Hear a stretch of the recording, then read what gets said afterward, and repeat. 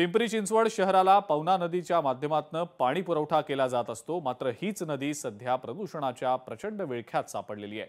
केजुबाई बंधाऱ्याजवळ पवना नदी मोठ्या प्रमाणावर फेसाळल्याचं पाहायला मिळालेलं आहे। रसायनयुक्त पाणी नदी पात्रात सोडल्यानं हा फेस तयार होत असल्याचं निदर्शनाला आलं।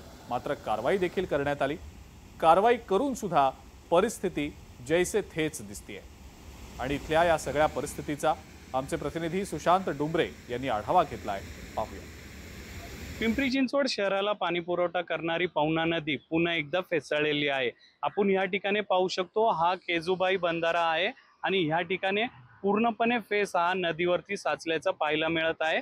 याचं कारण म्हणजे ह्या नदीमध्ये ड्रेनेजचं पाणी जे आहे ते सोडल्यामुळे हा फेस निर्माण होत असल्याचा आरोप पर्यावरण प्रेमींनी केलेला आहे। वारंवार प्रशासनाकडे तक्रार करून देखील त्यांनी यावरती कोणतीही उपाययोजना केली नाही। त्यामुळे हा फेस या ठिकाणी निर्माण झालेला आहे।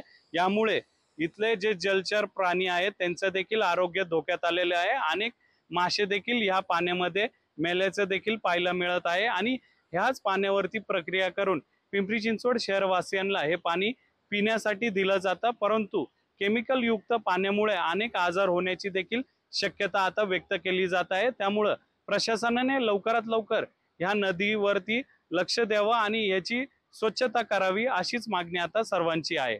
सुशांत डुंबरे, लोकशाही मराठी, पिंपरी चिंचवड। लोकशाही मराठी ऐका, पहा, जागरूक रहा।